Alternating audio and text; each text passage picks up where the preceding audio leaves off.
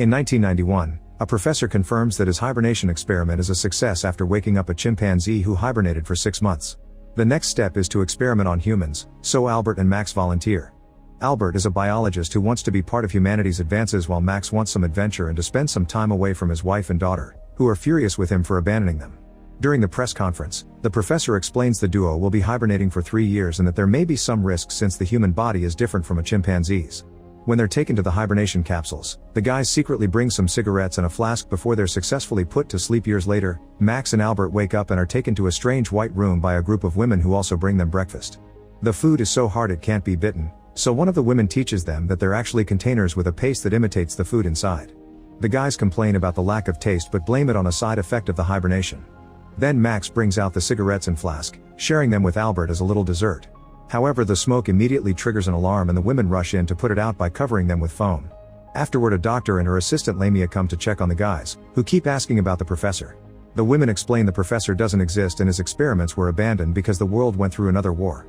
Max and Albert are very confused, so the women finally share the details. They slept for 53 years, meaning it's now year 2044. To make matters worse, the war wiped out all men, so Max and Albert are the only ones left. Confused and scared, the duo tries to run away, but the door electrocutes them and knocks them out. When they wake up, Albert concludes this must be the second stage of the experiment and they're testing their reactions to a psychological shock.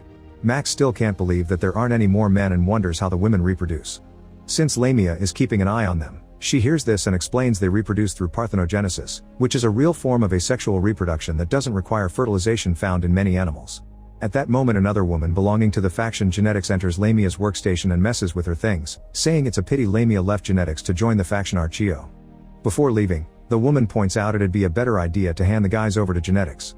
Sometime later, the TV in Albert and Max's room is turned on and a girl appears talking about parthenogenesis, so Albert has to explain to Max that the children are created in test tubes. Lamia mentions that their method of procreation is perfect, but Max accuses them of brainwashing kids. That night, Max and Albert think about the years of life they've missed and how their family and friends are gone. Swearing they'll never get frozen again, they comfort each other and finish the last drops of alcohol. Later, while they watch TV, Max points out that if they do things right, this place could be a paradise for them, but Albert scolds him for thinking with his other head in such a serious situation. At that moment, Lamia comes to check on their health and Max answers with a flirty line that Lamia doesn't understand. Then he asks if they could take a walk together or even dance as he comes closer to Lamia, suddenly stealing her first kiss. Lamia freaks out and immediately throws him on the floor before leaving. Once she's alone, Lamia realizes she can't stop thinking about the kiss and something has awakened in her. Eventually, the guys are allowed to leave the room and taken to the biosanctuary, where they find embalmed animals that were victims of radiation. They also find a tree with 2 tiny apples and eat them. At that moment, they're approached by Her Excellency, the leader of this society.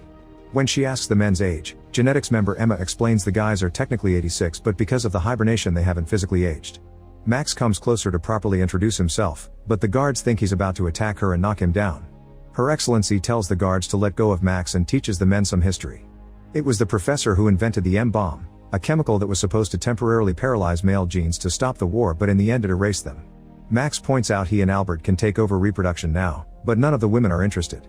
Her Excellency points at the tree and explains it symbolizes the story of Adam and Eve so women will remember not to lose paradise.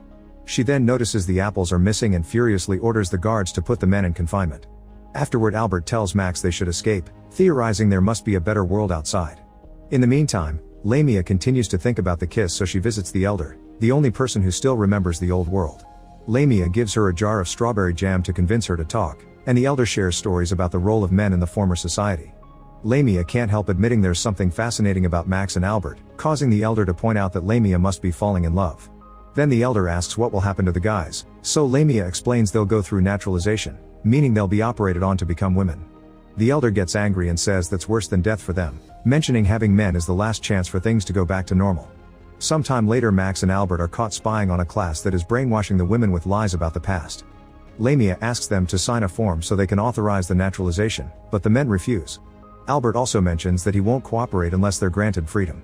After Lamia leaves, the ceiling suddenly opens and the men discover a huge assembly of women watching them. A discussion begins to decide the guy's future, but instead of a trial it becomes an argument between the Genetics and Archeo factions. Archeo wants to force the men to go through the surgery, while Genetics wants to kill them and experiment on them. While the women vote, Max and Albert come up with a plan to escape. They start kissing the guards, and the mix of shock and awakening hormones makes them pass out. By the time Archio and its surgery idea win by 1 vote, the duo is already gone. They are wandering around the building, kissing any woman who tries to stop them to knock them out. Eventually they find an elevator and use it to visit different floors, where they find one weird thing after the other. When they reach an area deep underground, they discover mine shaft plus a few items on the floor like a boot, a bottle of alcohol, and a newspaper from 1993 that mentions the beginning of the war. At that moment the security team finds them, so the duo runs and escapes through a waste chute. They land in an abandoned area where anarchists live away from the oppressive regime, which allows them to enjoy forbidden things like music, dancing, and woman-on-woman action. Max and Albert dumbly watch 2 people kiss and get caught by 2 rebels who think they're government spies, but at the same time the security team shows up and attacks. Chaos ensues as the rebels panic and the guards don't know who to arrest first, allowing the guys to escape. In the chaos, the men split up but luckily find each other again at the elevator, only to be discovered by Lamia. She offers to take them to see the outside, but Max is suspicious. Albert reminds him this is their only chance, so they agree to follow her to a strange room with a periscope. As the men look through it, it's revealed that women have been living underground because outside is all dark and barren with no chance of getting better anytime soon. Their system always detects at least 300 units of radiation as a side effect of the M-bomb, meaning they can't go outside. However, Max and Albert would rather risk it than live there. Lamia is disappointed to hear they won't cooperate and says she must be a loyal worker, so she alerts security and soon the men are captured again. Emma and another woman congratulate Lamia for her sneaky plan and give her a pin that represents a promotion, but Lamia doesn't feel happy or proud. Then Lamia is asked to hand over all the data she has collected on the men because genetics will be taking over her work since the guys' attempt to escape has marked them as dangerous.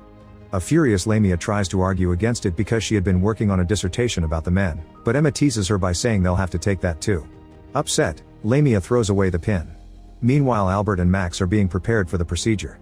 Their organs will be given to older women while the rest of their bodies will be synthesized for nutritional substances because nowadays there's a lack of protein sources. To Max's shock, one of the surgeons is his daughter, who is now old and resentful of his father for abandoning her.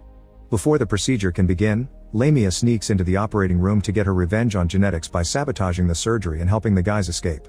The trio reaches the elevator, only for Albert to pass out because he did get injected with anesthesia. He suddenly wakes up in 1994 and finds the professor telling him that the experiment worked wonderfully.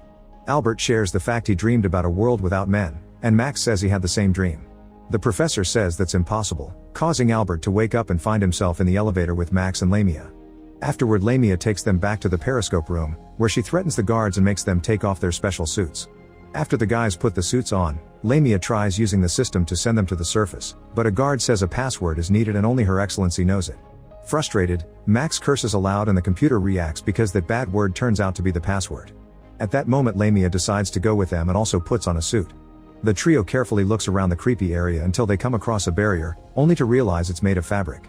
They use a knife to cut it and cross it, which allows them to find out the truth. The world is just fine, and what they saw on the periscope had been the creepy room with a painted wasteland to brainwash the citizens of the underground base. The group explores the beautiful nature and enjoys the warm sunlight until they realize the suits are running out of oxygen. Suddenly Max sees a bird fly by and removes his suit, confirming the air is fine. After the others also take off their suits, they continue to advance and find a wall, which they climb over to discover a beautiful house. They immediately get themselves comfortable and grab fresh food from the fridge, which surprises Lamia with its amazing taste. Meanwhile, in the underground base, Emma volunteers to take the risk and puts on the suit to go after the group. Eventually she finds the house and sees the trio, but at that moment she passes out because her suit is losing oxygen. Albert picks her up and takes her into the house to help her regain consciousness. When she wakes up, Emma demands to be taken back to the base and starts struggling against Albert to escape. Their movement causes them to accidentally turn on the TV, which shows an official government broadcast that announces Lamia and Emma are dead. Then there's an interview with a fake Max and Albert, who say they're happy to be women now. This shows Emma that her government has been brainwashing her, so she agrees to stay with Albert while Max takes Lamia to a bedroom so they can finally do the dirty. Sometime later, Max and Albert hear the sound of an arriving elevator and hide to watch Her Excellency enter the house, which turns out to be hers. When she finds 2 dirty glasses, she opens the wardrobe and sees Max, so she tries to run away. Albert and Max immediately jump on her and overpower her, but in the struggle, clothes are ripped and prosthetics fall. To their shock, Her Excellency turns out to be a man in disguise. He explains he was only 4 when the war ended and the League of Women took over. The few remaining boys were put through surgery, but his mom hid him to save him. When he grew up, he started wearing a woman costume and joined the League, eventually becoming their leader. The radiation wasn't as strong as they anticipated, but it was hard to change what a brainwashed crowd was used to. Then Albert and Max offer a deal. They'll keep this guy's real identity secret and in exchange he'll let them live in the house with Lamia and Emma. Her Excellency gladly agrees, admitting he's scared of women. Sometime later, Max and Albert sneak back into the underground base while disguised as female laboratory workers. They add their seed to the flasks in the incubation center, hoping to change the future. 9 months later, a nurse wraps a newborn in blankets and screams when she discovers a baby boy. Make sure to subscribe and turn on notifications so you can watch more videos like this. Thanks for watching.